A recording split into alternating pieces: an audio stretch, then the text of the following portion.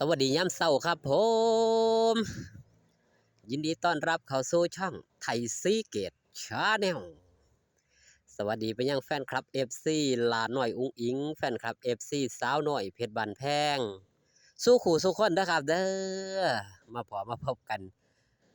เช้าของวันที่18มีนาคมปีพุทธศักราช2569ค่ำคืนนี้ครับสาวหน่อยเพชรบานแพงเล่นอยู่ที่บ้านหนองตอตำบลเชียงยืนอำเภอเมืองจังหวัดอุดรธานีอย่าลืมอย่าพลาดครับผู้ใดอยู่ไกลก็อย่าลืมไปให้กำลังแรงเชียร์แรงใจนำกันหลายๆเด้อครับเด้อมือแรงนี่ไทยสีเกตชาแนลสิไปเยี่ยมไปย่ามครับไปนาห้านโดนกระโดนเติบแล้วครับพี่น้องบ่ได้ไปนาห้านสาวหน่อยเพชรบันแพงตั้งแต่หุ่นล่ะครับฤดูกาลที่แล้วที่ลาหน่อยอุ้งอิงทีมงานสาวหน่อยมาเล่นอยู่ตลาดเมืองทองจังได้ไปเบิ่งเที่ยวนั่นครับฤดูกาลที่แล้วน่าจะเป็นช่วงเปิดฤดูกาลนี่ล่ะแต่ฤดูกาลนี่ยังบ่ทันได้ไปพบไอ้ลาหน่อยอุ้งอิงสาวหน่อยเพชรบันแพงจักเถื่อมือแรกนี่ครับพี่น้องเป็นหมอแคนแฟนหมอลำกับไปพบไปพ้อกันได้เด้อครับเด้อว่าสิไปอยู่มันบ่ไก่เนาะวังเที่ยววังหนึ่งหันกับมาทางกำเสียงพินกับบ่ได้ไปครับติดงานเนาะติดภารกิจก็เลยบ่ได้ไปเสียดายเพราะว่ายังครับโดนสาวหน่อยเพชรบานแพงสิมาใกล้ๆแถวนี่กับมาใกล้สุดถือว่าใกล้สุดแล้วได้พี่น้องเพราะยังสาวหน่อยเพชรบานแพงคิ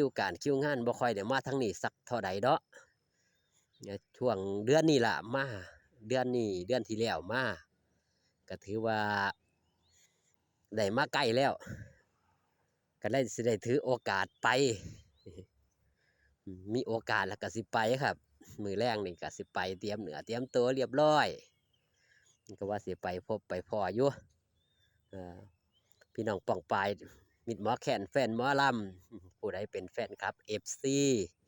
สาวหน่อยเพชรบันแพงแฟนคลับ FC ไทยซีเกตชาแนล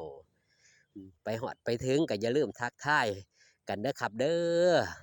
ทางกับบ้านหนองตอตำบลเชียงยืนอำเภอ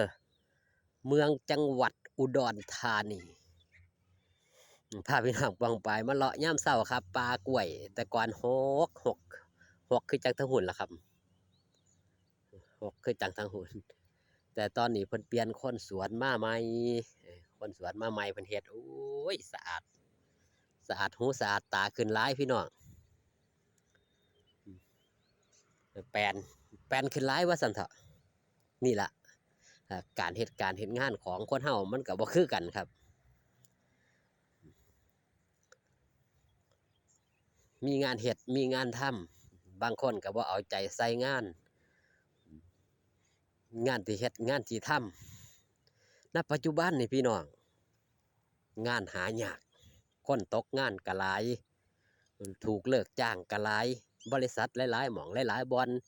ก็ยุติบทบาทเนื่องจากหยังครับเนื่องจากภาวะนี่แหละภาวะเศรษฐกิจเนาะค่าครองชีพมันแพงอย่างหมู่เฮาเจ้าควายนี่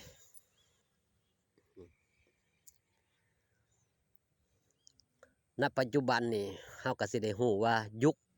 ข้าวยากมากแพงน้ำมันแพงน้ำมันบ่แม่นว่าบ่มีเด้อครับน้ำมันมีแต่ว่ายังครับมีสำรองแต่จักยามใด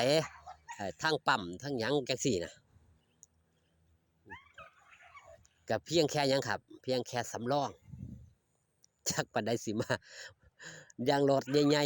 ๆบรรดาคณะหมอลำนี่โอ้ยได้รับการเดือดร้อนความเดือดร้อนหลายพวกส่งสินค้านี่ให้เติมปั๊มละ500ปั๊มละ1,000 3ปั๊มก็ยังบ่เต็มถังอยู่แล่นเข้าปั๊มได้ครับก็บอกมือหนีเห็นบ่ครับบ่ บ่มีน้ำมันบ่พอได้รับความเดือดร้อนหลายอีหลี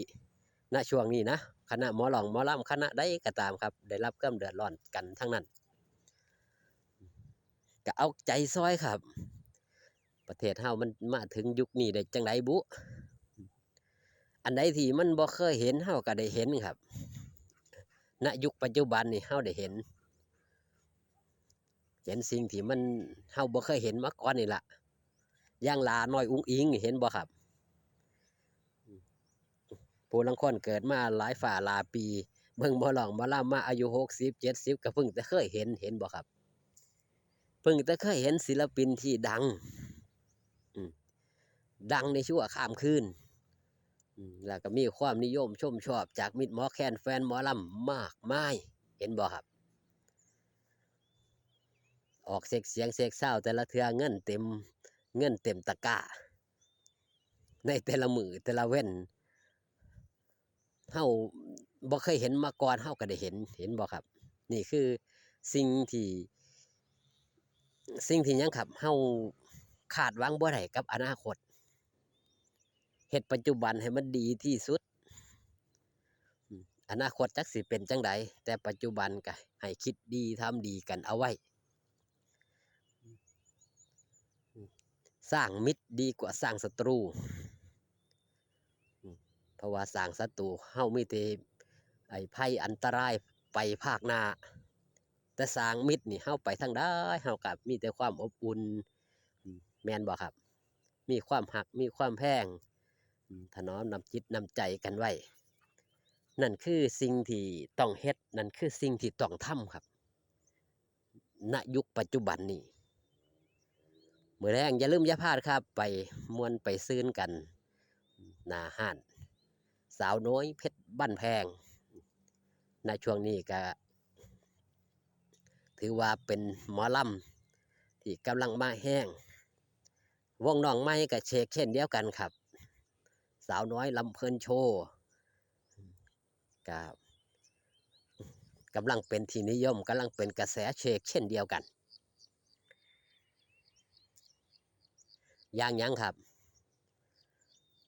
รถแห่น้องใหม่พรีเมียมเนี่ยครับอันนี้คือการบาทนี่ถือว่าแบรนด์สาวน้อยบ่ธรรมดาครับการันตีความปังการันตีความมวลความซื่นคุณภาพขับแก้วเอาคลิปนี้ฝากตอนเอาไว้แต่เพียงสำนีครับไปเบิ่งธรรมชาติน้ำพาเบิ่งธรรมชาติน้ำเบาเรื่องสาวหน่อยเพชรบันแพงไปน้ำลาหน่อยอุ้งอิงไปน้ำพอกันคลิปหน้าสบายดีครับผม